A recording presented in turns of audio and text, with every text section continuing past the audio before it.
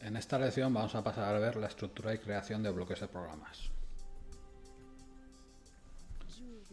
Cuando nosotros programamos los autómatas Siemens, ¿vale? El ciclo de autómatas se controla por el OV1. OV es un bloque de organización y el OV1 es el bloque principal del autómata Siemens. Después de encender la fuente de alimentación y poner la CPU en modo run, entonces lo que hace el autómata Siemens en principio es llamar al OV1, ¿vale? Y este OV1, el autómata Siemens, lo ejecuta de forma cíclica, ¿vale? Entonces llama al OV1 y se produce el procesado de cada ciclo del PLC hasta que el CPU se para o se apaga la fuente de alimentación. La mayoría de los bloques de programa deben ser llamados desde el OV1 para ser ejecutados. Es decir, que cuando el autómata se pone en marcha, pues llama al ciclo principal. Y esto consiste en una llamada al OV1. Entonces, digamos que lee entradas, ejecuta el programa y escribe salidas. Y a continuación vuelve a empezar. ¿De acuerdo? Entonces, desde el OV1 yo puedo llamar a bloques de función, FCs, a bloques funcionales, FB, ¿vale? Y también pues, se puede producir la detección de un fallo. Y hay bloques OVs que cuando se detecta un fallo, que por ejemplo puede ser que se ha ejecutado un ciclo y hemos superado el WAS2, hemos superado por ejemplo los 150 milisegundos del perro guardián, pues se ejecuta un OV que interrumpe la ejecución del OV1. O también se puede interrumpir del OV1 porque programa una alarma periódica, ¿vale? Una alarma que por ejemplo hace de fecha hora, se dice así, una alarma de fecha hora que por ejemplo hace que a las 8 de la mañana se ejecute un código que me pone en marcha el horno porque el horno se tiene que calentar. O a las 5 de la tarde hay que apagar las luces de fábrica, se pone en marcha un OV que apaga las luces de la fábrica, ¿vale? Y esto tiene prioridad sobre la ejecución del OV1. O puedo tener programado, por ejemplo, el OV100, que es el bloque de startat, que se ejecuta solamente una vez cuando el autómata pasa de stop a run, ¿vale? Entonces, esto es la ejecución que tenemos en los autómatas Siemens, ¿vale? El ciclo llama al OV1 y el OV1 puede ser interrumpido, por ejemplo, por alarmas periódicas, alarma de fecha hora, o por errores que se producen, por ejemplo, cuando se detecta un error de programa, o cuando se detecta, como pone la imagen, esto sería el OV80 y este se ejecuta cuando se detecta un máximo tiempo de ciclo, ¿vale? Hemos superado el máximo tiempo de ciclo y hemos superado el perro guardián, ¿vale?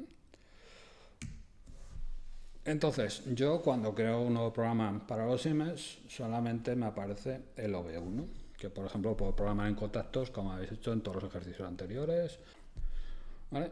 Pero podemos agregar otros tipos de bloques, ¿vale? Como por ejemplo puede ser los bloques de tipo función, los bloques FC, funciones que no tienen memoria, que se suelen hacer pequeños cálculos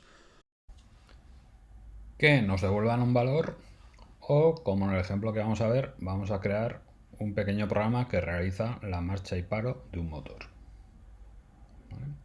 Para lo cual nos definimos un bloque FC, un bloque de función, cuyo nombre es marcha paro FC, el lenguaje de programación COT, ¿vale? Y damos aquí a aceptar, ¿vale?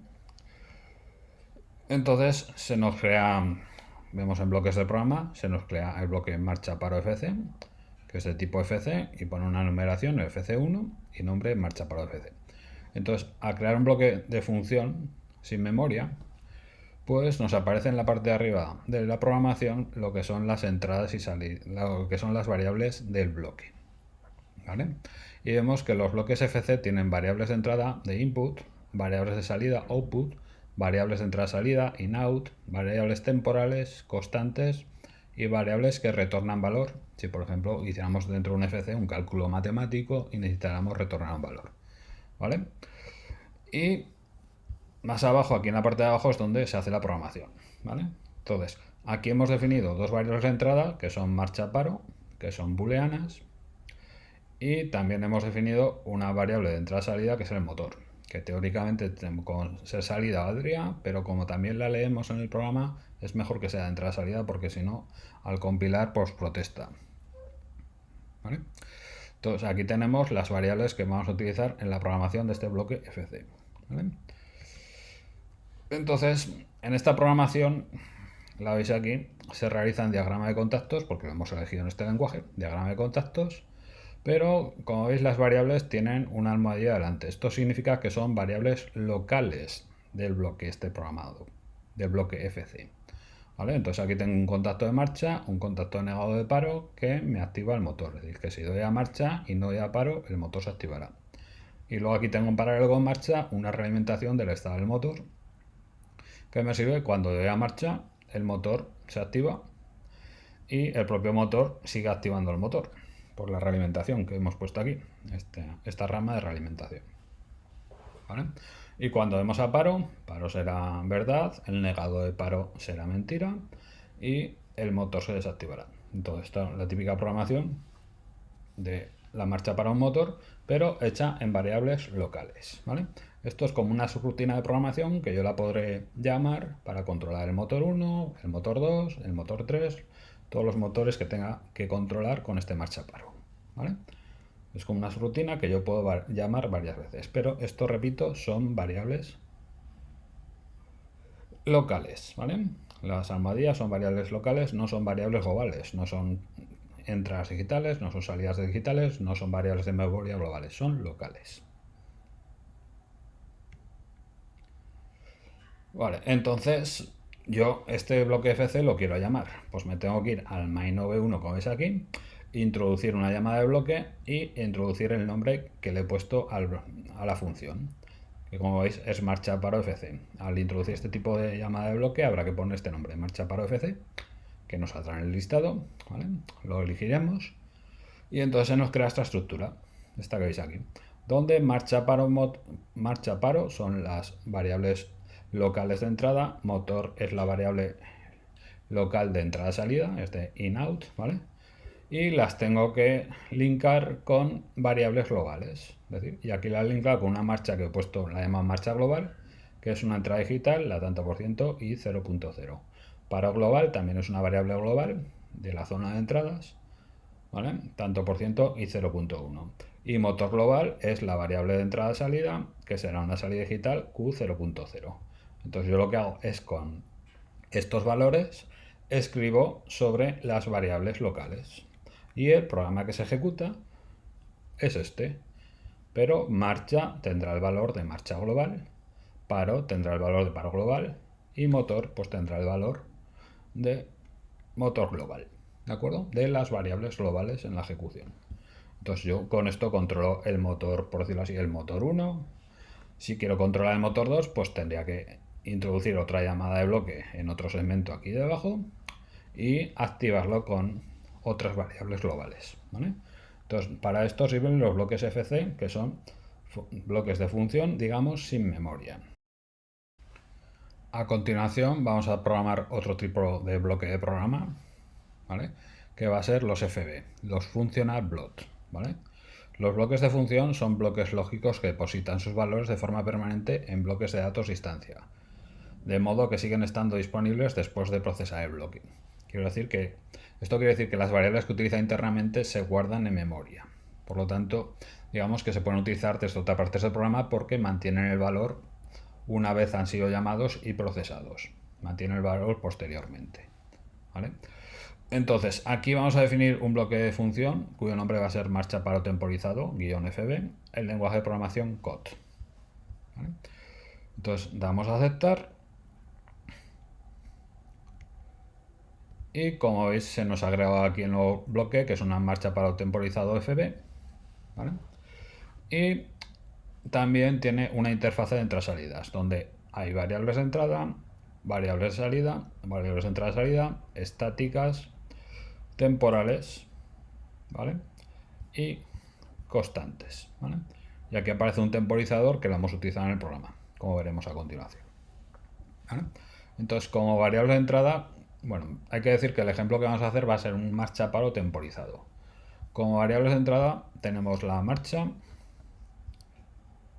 el paro y el tiempo. Marcha y paro son de tipo booleano y el tiempo son de tipo time, ¿vale?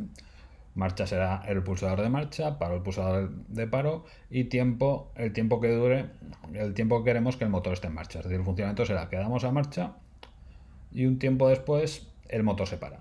¿Tiempo cuál? El que configuremos en esta entrada, la entrada de tiempo. Y también evidentemente se puede parar por el pulsador de paro, ¿vale? Y luego aquí tenemos la salida, la entrada-salida, que es el motor, la variable de salida que controlamos, que también es un booleano. Esto sería la interfase de entradas-salidas. Y luego aquí tenemos la programación en lenguaje de contactos, que como veis está hecha en variables locales. Tenemos un programa parecido al anterior que hemos visto, de un marcha paro un motor, es decir, damos a marcha, como no damos a paro y esto no es verdad todavía, ¿vale? El motor se activa y el propio motor reactiva esa marcha, realimenta esa marcha, de manera que cuando demos a marcha el motor se conecta, ¿de acuerdo? El propio motor activa un temporizador. El temporizador es de tipo T-on, es decir, la salida Q se activará cuando pase el tiempo, es decir, se activa el motor y imaginar que el tiempo este son 10 segundos después se activará la salida. Y al activarse la salida del tempo .q, al activarse el negado es falso, por lo tanto este negado falso hará que se desactive el motor. Entonces el funcionamiento ¿cuál es? Doy a marcha, se activa el motor.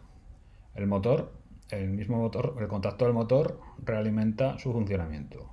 El propio motor pone en marcha un temporizador. ¿No lo veis, no? El contacto del motor pone en marcha un temporizador y el tiempo después se activa la salida del temporizador que hace caer el motor. Por lo tanto, doy a marcha y un tiempo después, el que configuremos, doy a marcha, se activa el motor y un tiempo después se desactiva el motor. Y también el motor se puede parar con el pulsador de paro. ¿Vale? Entonces, este es el programa en variables locales, ¿vale? Y ahora he creado ya mi programa de bloque funcional FB, he definido la interfase de entradas-salidas, ¿vale? He definido aquí la interfase de entradas-salidas, de variables de entrada, variables de salida. He puesto el programa en lenguaje de contactos. Una vez hecha la programación del bloque funcional, ¿vale?, del FB, debemos llamarlo para utilizarlo. Esa llamada, por ejemplo, la podemos programar desde el bloque de organización OV1, ¿vale? Aquí está viendo el programa del OV1, y para llamar a un bloque funcional, pues primero introducimos una llamada de bloque, ¿vale?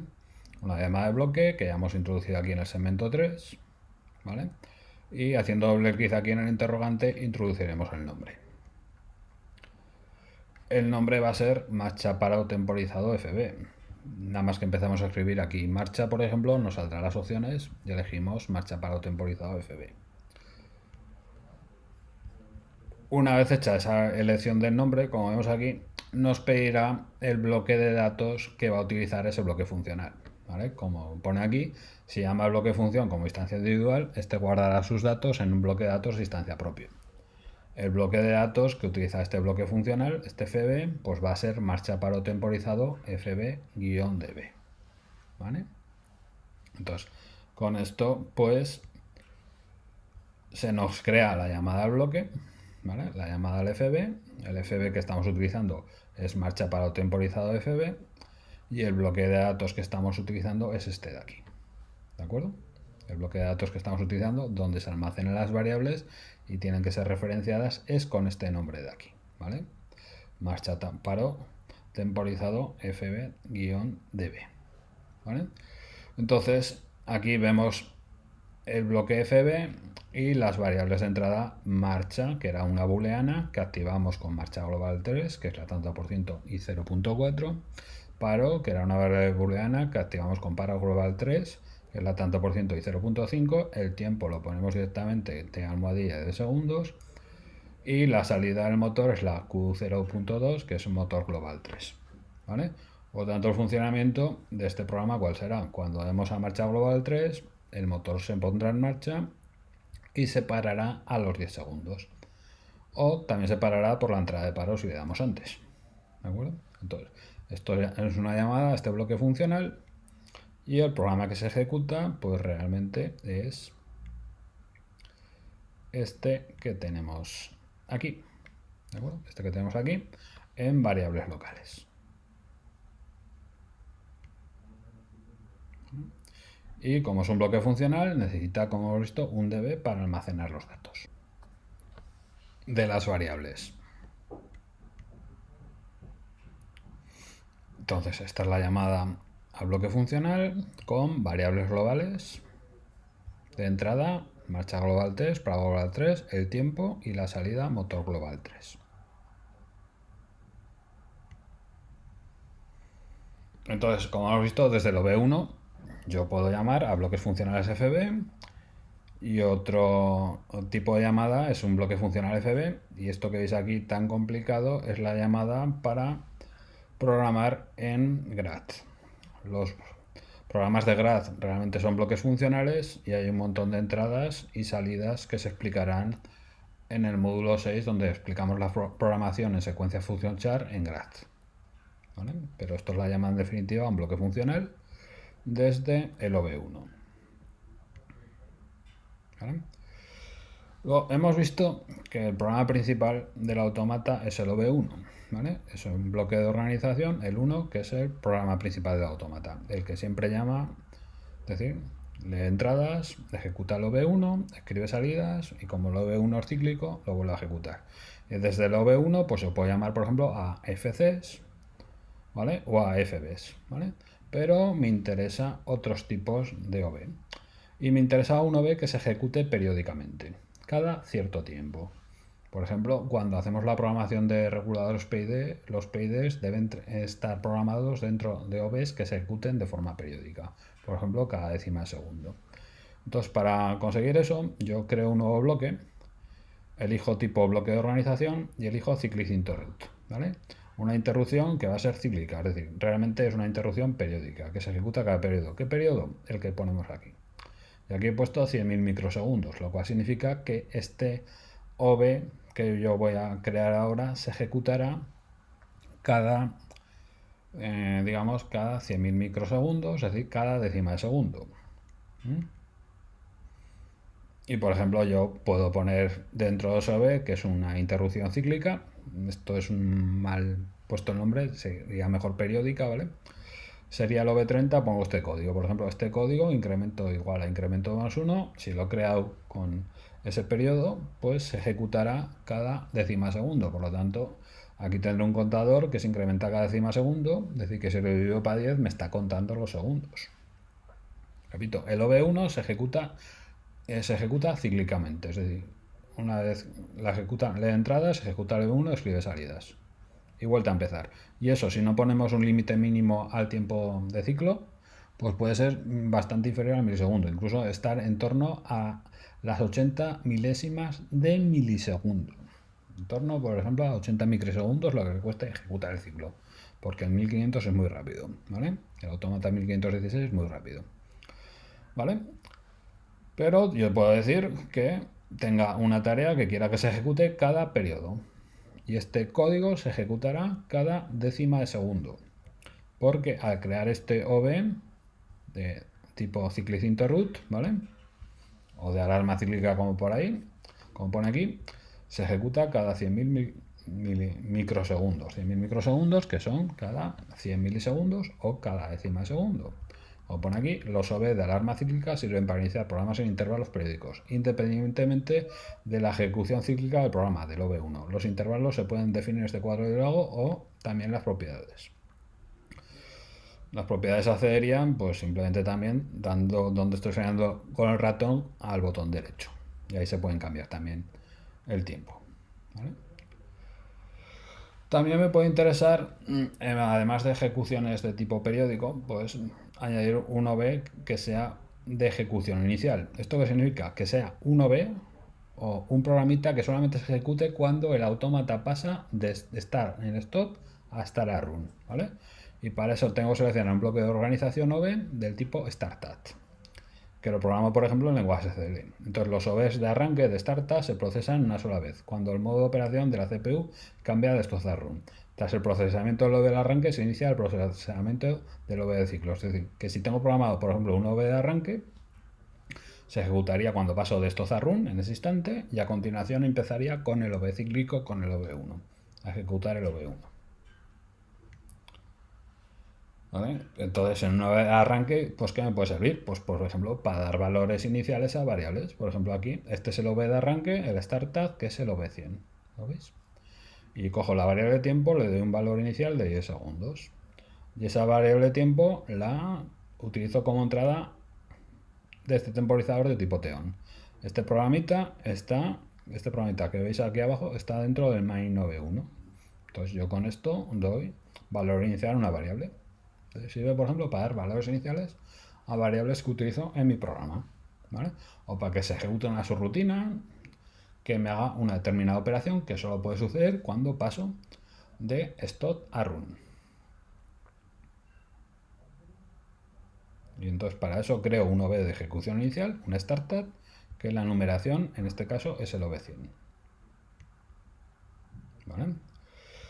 También pues puedo crear OVs que me relacionen ante errores de programación. Entonces selecciono un bloque de organización del tipo programming error. Entonces se llama un OV de error de programación cuando se produce un error durante la ejecución del programa y se ha ajustado el tratamiento de errores global. Entonces, ¿qué se puede programar ahí? Si hay un error de programa, algo mal hecho. Pues yo realmente no sé qué se puede programar aquí. En todo caso, que active una especie de alarma que te avise. Pero si hay un error de programación, vamos, en principio yo creo que lo tenía que haber pillado el compilador. Bueno, pero puede ser que no. Esto son herencia de versiones antiguas del software de Siemens. Realmente si tú programas bien no tiene por qué haber un error de programación. No se me ocurre, la verdad. ¿Vale? ¿Y qué reacción podemos tener un error de programación? Pues si está mal programado el automata hay que programarlo bien. Es decir, ¿qué tipo de reacción podemos tener? No se me ocurre tampoco, la verdad. ¿Vale? Y otro tipo de bloque que podemos programar es un time error interrupt, ¿vale? Que esto sí que nos puede suceder, ¿vale? Como habéis visto en los ejemplos que hemos visto en temas anteriores, que yo haga un programa mal y ese programa pues suponga que el tiempo de ciclo de automata empieza a aumentar y supere el tiempo máximo de ciclo, ¿vale? Entonces los OV de error de tiempo interrumpen el procesamiento de ciclo del programa cuando se rebasa el tiempo de ciclo máximo. Eso pasamos el perro guardia en el WAC2. El tiempo de ciclo máximo se define en las propiedades de CPU, cosa que hemos hecho en una lección anterior, ¿vale? Entonces yo aquí programaría una reacción ante un tiempo de ciclo máximo. Habéis visto que yo lo he provocado en lecciones anteriores, pero sinceramente no sé qué reacción puede ser. Aquí creo este OV. El OV que se me crea, no lo pone aquí, pero el OV que sí que lo pone. El OV que se crea es el OV80 y en el OV80 programaría una reacción ante un fallo de tiempo de ciclo. No sé qué reacción podemos programar ahí, no tiene sentido. Es una opción que dan los Siemens, pero no le veo mucho sentido, la verdad. ¿Vale? Otro tipo de bloque OV que podemos programar es las alarmas horarias. ¿Vale? Entonces tenemos que elegir el time of day.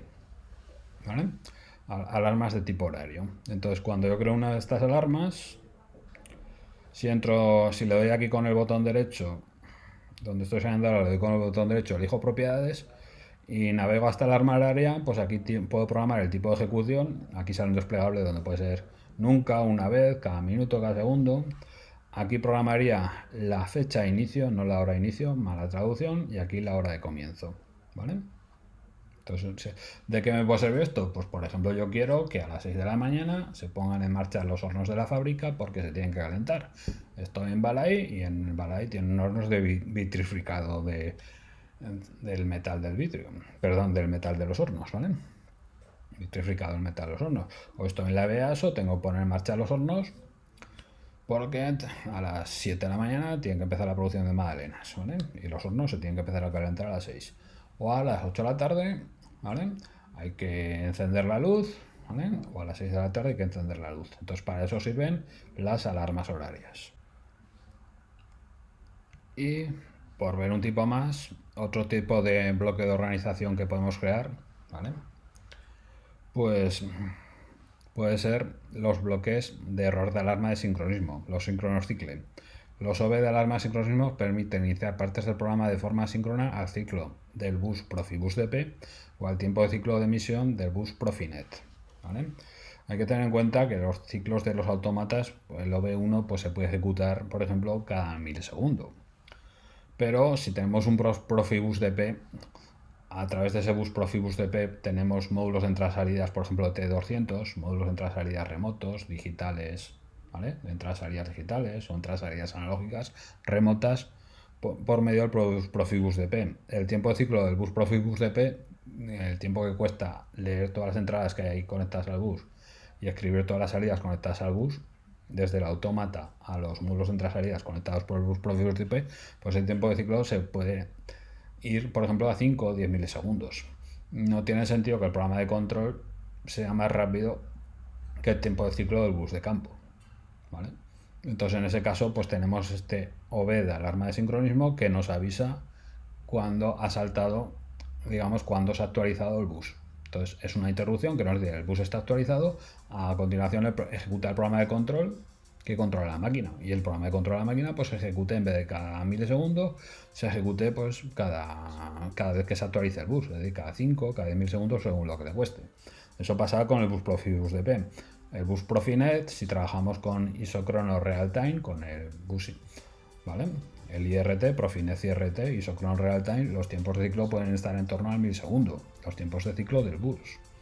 Por lo tanto, prácticamente casi van en sincronismo con el OB si lo configuramos con un tiempo de ciclo de 1 milisegundo. Pero también nos avisa que tenemos, en vez de Profibus DP, que sería el antiguo, el moderno que sería Profinet, Profinet es más rápido, podemos ir a tiempos de ciclo para Profinet isócrono real time de 1 milisegundo, entonces cada milisegundo, por decirlo así, nos salta una interrupción, y en este OB que estoy programando, que sería el 61, como os pone ahí, programaría pues el programa en contactos que me controla la máquina, o el SFC que me controla la máquina, ¿de acuerdo? Para eso sirven los OBs de alarma de sincronismo.